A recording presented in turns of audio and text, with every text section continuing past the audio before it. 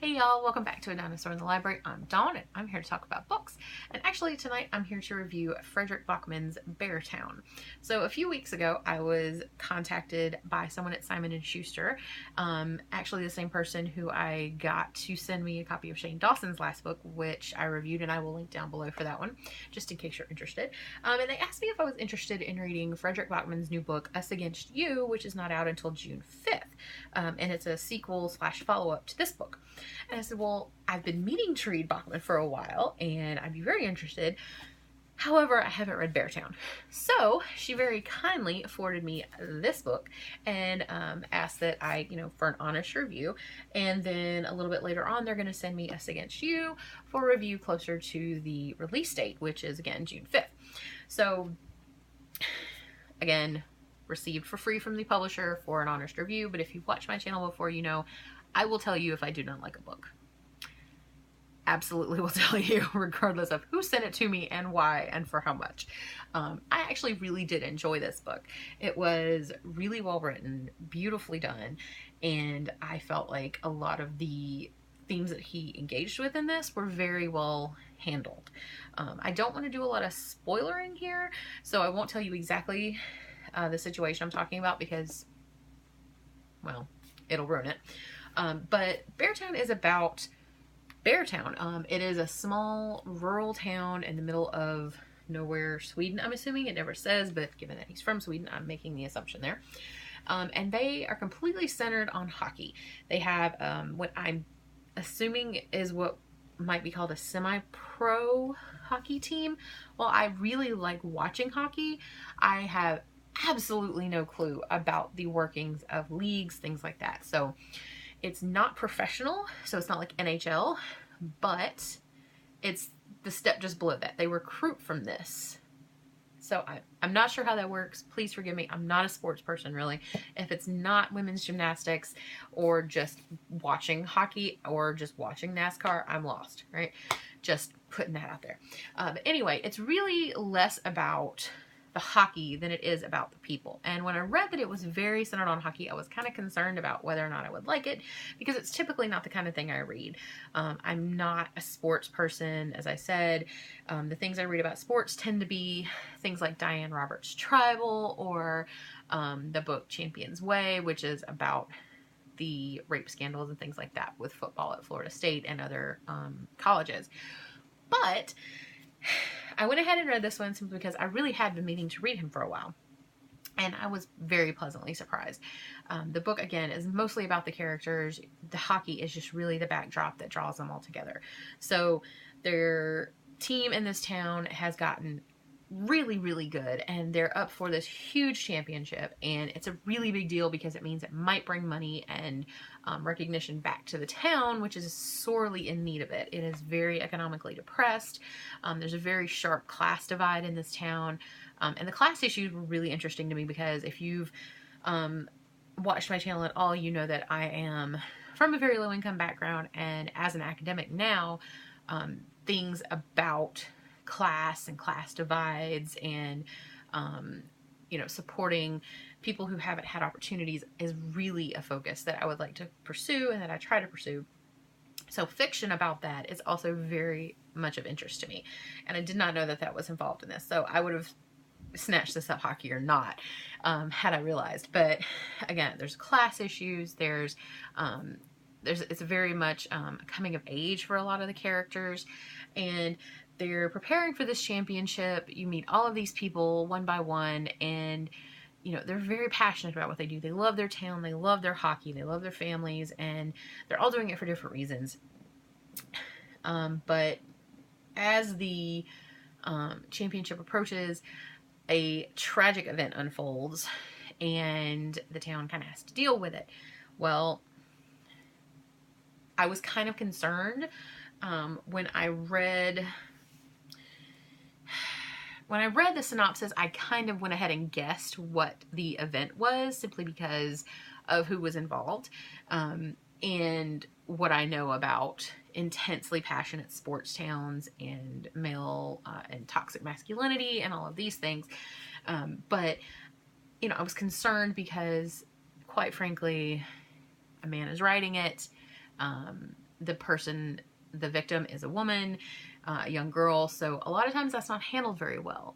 It's usually very poorly done in my experience. But I feel like Fredrik Backman did a really good job of having the conversations through his character's actions, and very difficult actions and very conflicted actions, having that conversation through that about the things that people do in these situations, and about how things like this should be handled and how they actually are handled regardless of what should be done, right? So I was very pleasantly surprised by that, because I really was expecting to be kind of ticked off by his coverage of it, but it was really well done. And I think that it was handled in such a way so as not to make the event a very sensationalized part of the plot.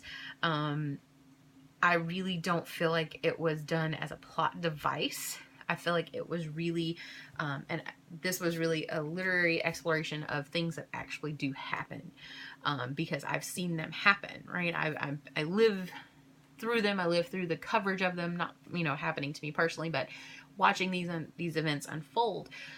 So I think it was very well done. I don't think it was done as a plot device. I think that he wrote it very compassionately, and it was well worth the read.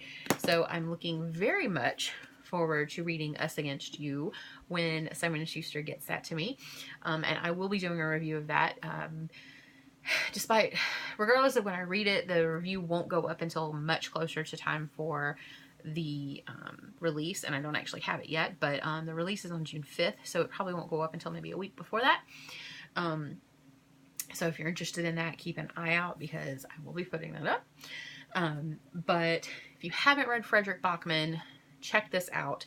If you have read Fredrik Backman, one thing I did note from some of the reviews, because I avoided the reviews before I read it, just because I tend to do that. I tend not to, deep read reviews beforehand, just because I don't want to be colored for what I'll think about it. But it appears that this book is a little different than a lot of his other things. So he's pretty much known for his very quirky characters, his very eccentric, I think, characters. And while there are a few in here, it's really not about that. And I think his other books are just differently written, although equally as well written. So if you've read his other stuff but not this, prepare yourself for the fact that it may be slightly different. But I'm kind of interested to read his other books now that I know this one's a little off. I think I read the synopsis for Britt Marie Was Here, and then My Grandmother Asked Me to Tell You She's Sorry, both of which sounded really cool. So I'll probably pick up one of those either soon or after I read Us Against You. But yeah, so apparently Us Against You, according to Simon & Schuster, has already been being considered for like freshman reads. So like when a college requires all of their freshmen to read one book. They didn't do that when I started college the first time, so I never had a freshman read. My high school didn't have a one book sort of thing. But I think it's a really interesting concept. So I'm interested to see what the book is about, really, because I didn't really read a synopsis of it. I'm interested to see what it's about that makes the colleges think that it's a good book for that. But this book is excellent, and I will say there is queer content, some really excellent queer content. It is fairly minor in the book. I'm not going to say any characters or anything like that, because the queerness itself is not a spoiler. However, the character's development, because of his queerness, would be a spoiler if I told you who it was. But just, it's in there. I really enjoyed it. I'm always happy when I'm surprised by really well done queer content. And I really liked the character that turned out to be queer in this book. And apparently that character is in the next book. So I'm very interested to see if they develop much more broadly, or if it's just, another background sort of thing. So that's pretty much it for me on that. So I really hope you guys go out and check this book out. If you've already read it, let's talk about it below. If you haven't, but you've read his other stuff, let's talk about that too, because I really am interested in reading his stuff, because he writes really beautifully. Really, really, really well. And this is in translation, I think. I'm pretty sure it was translated. I'm pretty sure this was not originally written in... Yes, so the translation was done by Neil Smith. originally published in Swedish in 2016 as Bjornstad, which I'm assuming is Beartown in Swedish. You can never tell with translations. Sometimes the titles change a lot. So I love translated fiction. I tend to love every single bit of translated fiction I read. However, I always wonder, you know, how well the book was translated. So if by some weird chance I've got someone watching this video who read this in Swedish, check it out in English if that's something that you're comfortable with, and tell me how good this translation is, because that always bothers me. I'm always afraid that the book has changed significantly between translation and the original, and that would make me sad. But as much as I really like all the translated lit I read, I have a feeling that it's probably just pretty well done. But that's all I have for you guys right now. I'll be back soon with another video. Hope you guys are having a great week. Bye.